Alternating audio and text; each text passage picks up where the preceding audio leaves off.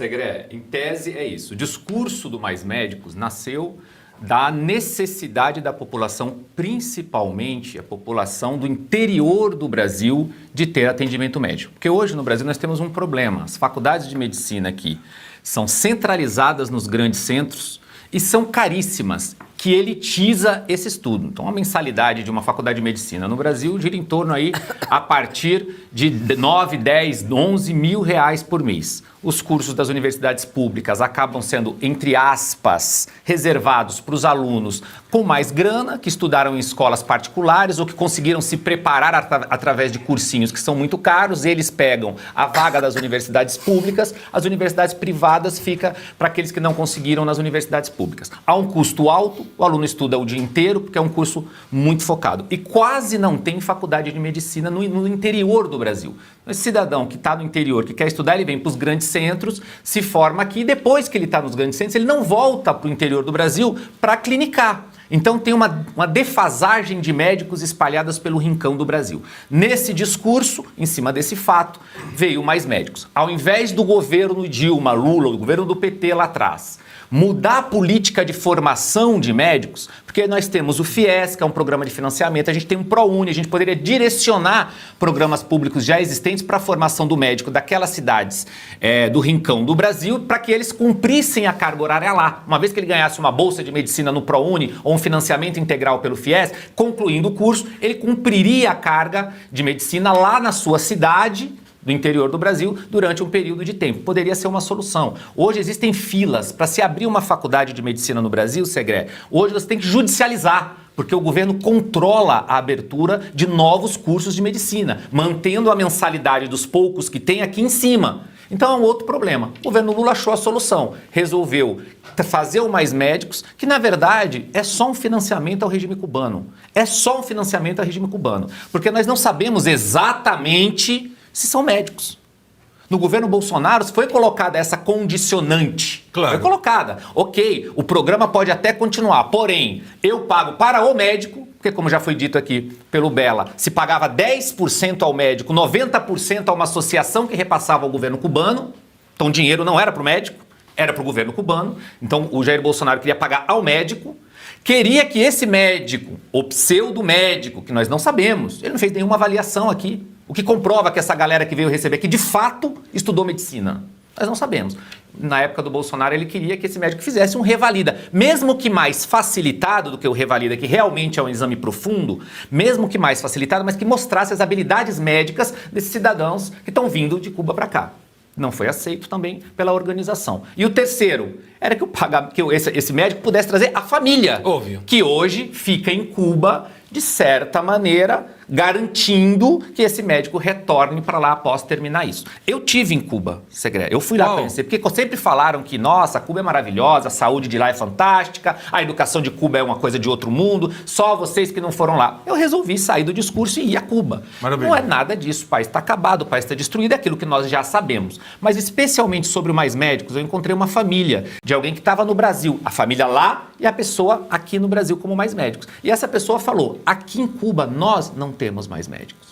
Nós não temos médicos, tem dificuldade de ter atendimento nas clínicas, nas policlínicas cubanas, a ausência dos profissionais, porque se criou uma indústria para financiar Cuba, a ditadura cubana, produzir em massa médicos, e eu continuo aqui insistindo, colocando aspas, para exportar para outros países nesse grande negócio que virou o Mais Médicos. E o Brasil, como já detectou o governo Trump, foi um dos grandes financiadores e acho que acertadamente o Trump começou a mostrar que o interesse dele não é só nas questões ligadas especificamente a Jair Bolsonaro e tal. Tem muito a ver com esse posicionamento que o Brasil vem tendo há muito tempo ao lado de ditadura, se distanciando de fato da democracia, se distanciando de um Estado democrático de direito, que é o que o Brasil está hoje, se aproximando de países autoritários, virando as costas a cada discurso do presidente Lula, falando que vai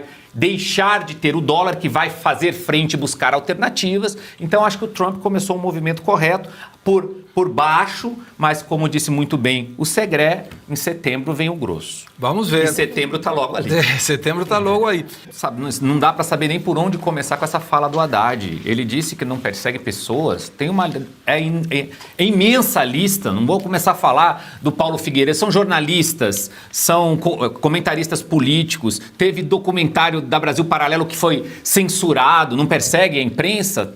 Quem não está com a SECOM está contra a SECOM. Enfim, por isso é tão importante a contribuição de todos vocês aqui na UESP, porque é o único veículo que não depende do governo e que pode falar, a gente pode vir aqui com a consciência tranquila e falar o que a gente pensa de verdade, correndo riscos. Porque o ministro não entende, mas se a gente fala o que a gente pensa, é perseguido aqui no Brasil. Ele disse que não persegue universidades, o governo Lula, com a canetada, com algumas resoluções, acabou com os cursos à distância no Brasil.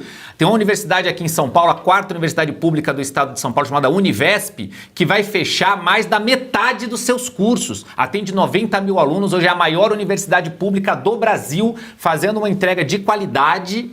Isso mensurado pelo ENAD, pelo sistema de avaliação, e uma canetada, umas resoluções do governo federal vão fechar 5 de 9 cursos que essa universidade tem. Como não persegue? Onde foi a autonomia universitária neste governo com uma canetada sem discussão? Esse governo é uma vergonha para os brasileiros.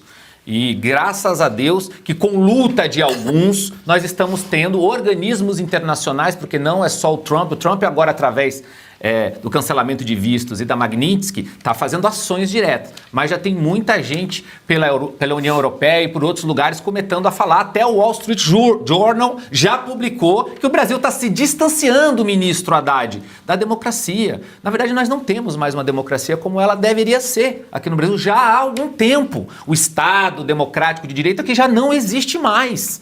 Então, realmente, esse governo Lula é a grande vergonha nesse processo. Não sei por onde essa fala do ministro Haddad, acho que eu concordo contigo, Segré, a gente não sabe bem direito aonde ele mora, por enquanto.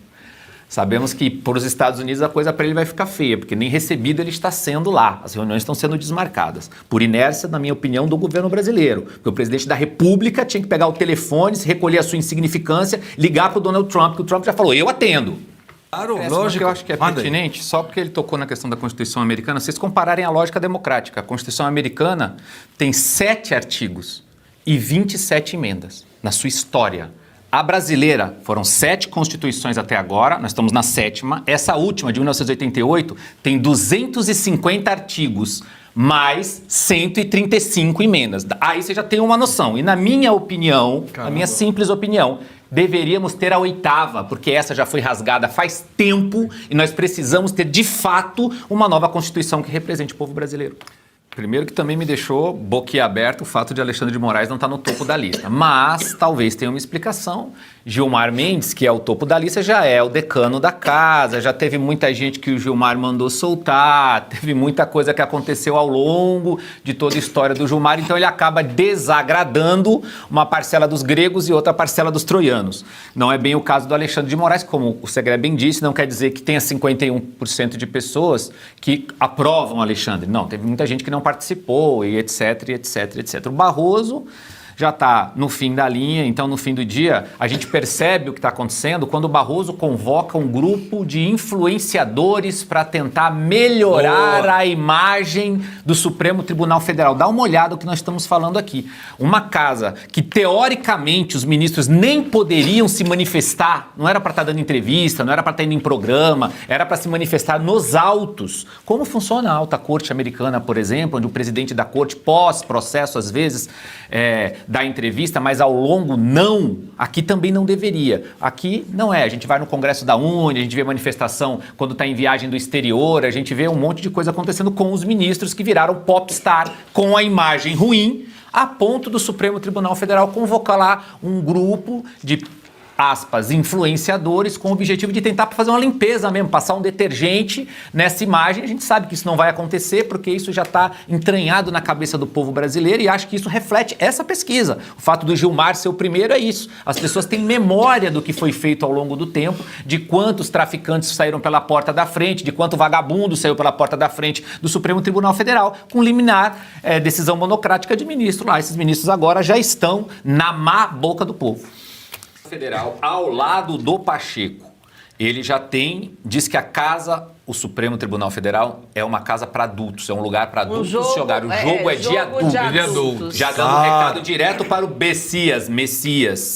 E pro Lula. E pro Lula. Há boatos fortes correndo de que o ministro Barroso deve antecipar sua saída do Supremo Tribunal Federal, porque ele tem alguns negócios, familiares têm negócios nos Estados Unidos, e a Magnitsky pode pegá-lo, e aí a coisa fica, o grosso 29. Tá entrando. Jeffrey, meu querido, primeiro um prazer falar contigo. Parabéns por tua postura, parabéns por tuas palavras. Continua assim, meu querido. Minha questão com você é a seguinte: todos nós sabemos aqui, nós comentaristas, você já falou, e quase toda a audiência da Oeste, de que isso não é um processo judicial, isso é um processo político, com o objetivo de tirar Jair Bolsonaro do jogo eleitoral. Resumindo aqui em miúdos. Mas, no meio do caminho havia uma pedra. E essa pedra se chama Donald Trump. Lei Magnitsky e as sanções que o governo americano aplicou e pode aplicar, provavelmente aí deve vir o tal do grosso, e outros organismos mundo afora que começam, como você falou, o Wall Street Journal, a falar que o verdadeiro golpe é essa ação. Então eu queria saber como você enxerga o desfecho dessa ação. O que você acha que vai acontecer? Que, na nossa opinião, haverá uma condenação, porque ela já está escrita. Você acha que, de fato, haverá essa condenação? Ou você acha que essa pedra no meio do caminho, chamada Donald Trump, Lei Magnitsky, e essas sanções que os americanos podem impor, pode mudar o jogo? Porque aqui no Brasil, nos bastidores, a gente ouve muita coisa.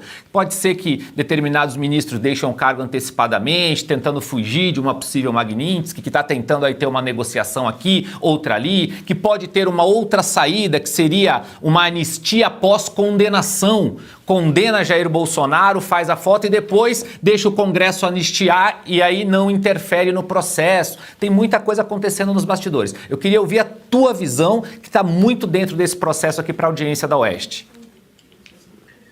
Cara, você foi certeiro. Você deu um tiro de sniper, tá? Eu estou convicto que vai acontecer exatamente o seguinte: eles vão absolver algumas pessoas, tá? Eles vão absolver algumas pessoas porque eles têm que absolver, porque a ideia é dar uma aparência de legitimidade. Já com relação a Jair Messias Bolsonaro, o que eu acho? Eu acho que a sentença está pronta, virá uma condenação, mas já com uma anistia engatilhada para o Bolsonaro.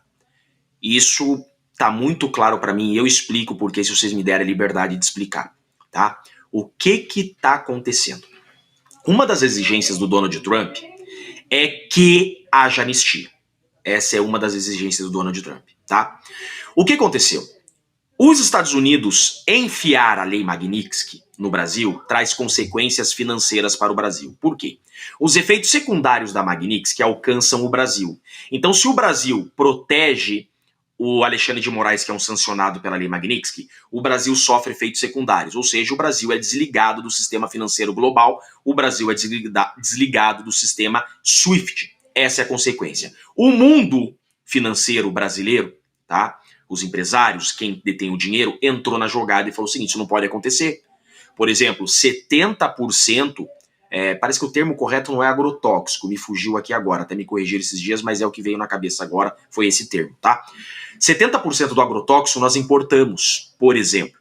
Então imagine o Brasil não poder mais fazer importações e exportações. Então, os empresários que têm mais contato com o Centrão foram para cima do Centrão.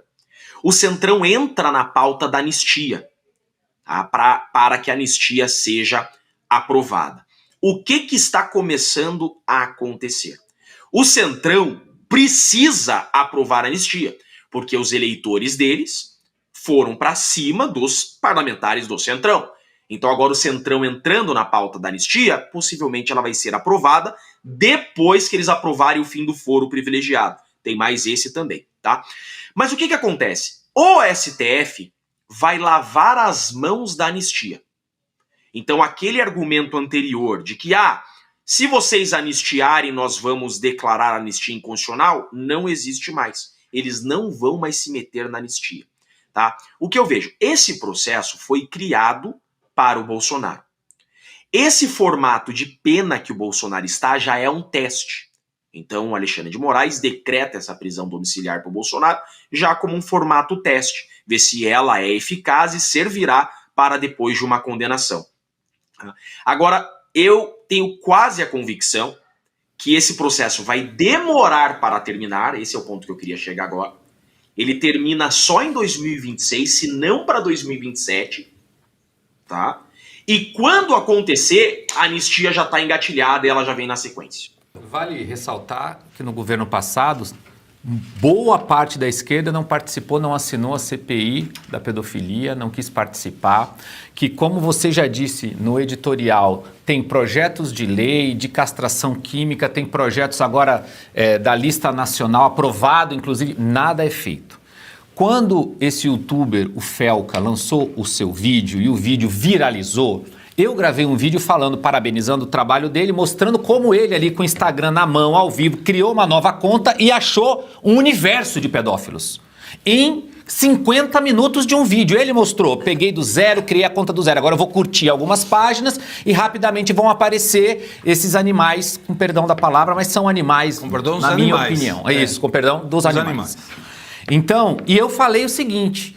O Lula, a esquerda, vai usar o hype desse vídeo, o vídeo já tinha passado de mais de 29 milhões de visualizações, para trazer o projeto, a lei do silêncio, para trazer o calha-boca nas redes sociais. Dito e feito, o Lula já quer encaminhar para lá o projeto novamente e vão usar esse tema, as crianças, o tema pedofilia, para tentar colocar outra coisa. Todo mundo é contra, pelo menos uma grande parcela da população, pelo que eu estou entendendo. Tem gente que pode vir a ser a favor, mas é um negócio absurdo, abjeto, e tem que ser contra. E já existe tipificação para isso na nossa legislação. Falta, como foi demonstrado pelo Felca, você fazer trabalho, você trabalhar. Você ir atrás de prender esses vagabundos. Agora, vai se usar isso para trazer censura para o nosso país, para querer calar as pessoas na rede social, porque vai vir num bojo do projeto sempre isso.